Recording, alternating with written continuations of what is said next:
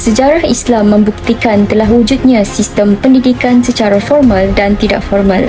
Peringkat terawal pendidikan telah bermula pada zaman Rasulullah SAW, para khulafa ar-Rasyidin, sehingga sistem pendidikan itu berkembang dari semasa ke semasa sehingga hari ini. Institusi pendidikan semakin bersistematik dan tersusun. Antara institusi terawal dalam perkembangan pendidikan Islam ialah rumah persendirian, istana pemerintah, kediaman pemimpin dan pedalaman. Pada zaman dahulu, orang Arab menghantar anak-anaknya mempelajari bahasa Arab di kawasan pedalaman. Contoh yang sangat masyhur adalah Nabi Muhammad SAW dihantar ke kawasan pedalaman supaya baginda mempelajari bahasa Arab yang fasih sejak kecil. Selain itu, sebahagian daripada ilmuwan-ilmuwan bahasa Arab juga menjadikan pedalaman sebagai salah satu daripada sumber ilmu mereka. Ilmu bahasa Arab yang terkenal mengakui bahawa ilmunya diperoleh daripada pedalaman Hijaz, Najd dan Tihama. Hal ini membuktikan bahawa pedalaman dijadikan sebagai salah satu daripada institusi pendidikan bagi masyarakat Arab pada ketika itu.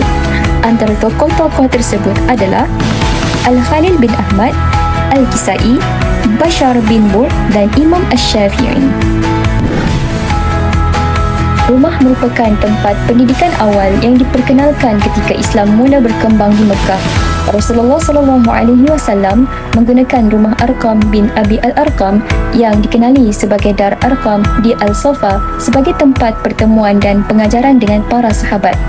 Bilangan kaum muslim yang hadir pada peringkat awal adalah terlalu kecil, tetapi makin bertambah sehingga menjadi 38 orang yang terdiri daripada golongan bangsawan Quraisy, pedagang dan hamba sahaya.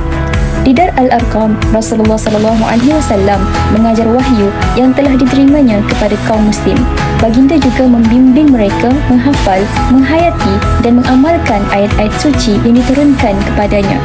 Kurikulum pendidikannya menekankan kepada kepentingan akidah, syariah dan akhlak dengan penjelasan maksudnya agar dapat difahami dan dihayati sepenuhnya.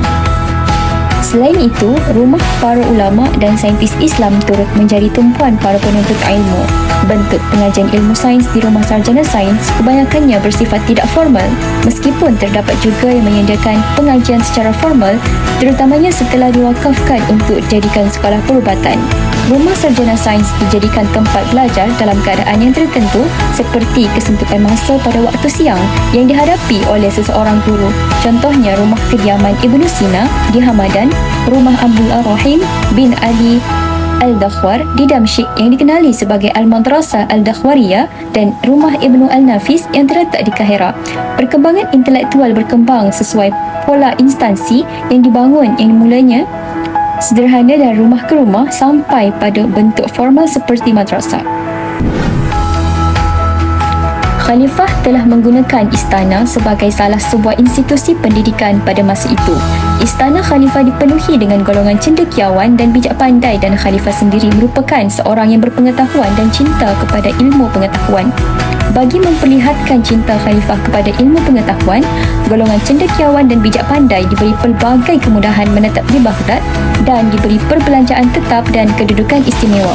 Contohnya, Khalifah Al-Ma'mun yang merupakan seorang khalifah yang cintakan ilmu pengetahuan tertarik dengan pengajian ilmu dan pengajaran sastra. Beliau telah menghimpunkan setiap kitab dari daerah-daerah takhluknya seperti Syria, Afrika dan Mesir. Kitab-kitab yang dikumpul dan bermutu tinggi telah diterjemahkan ke dalam bahasa Arab. Oleh itu, istana kerajaan lebih berfungsi sebagai gedung ilmu pengetahuan daripada pusat pemerintahan. Baghdad terkenal di seluruh pelosok dunia bukan sahaja sebagai ibu kota Daulah Abbasiyah dan kemegahan istana diraja, malah menjadi pusat ilmu pengetahuan dan kebudayaan yang termasyhur pada masa itu.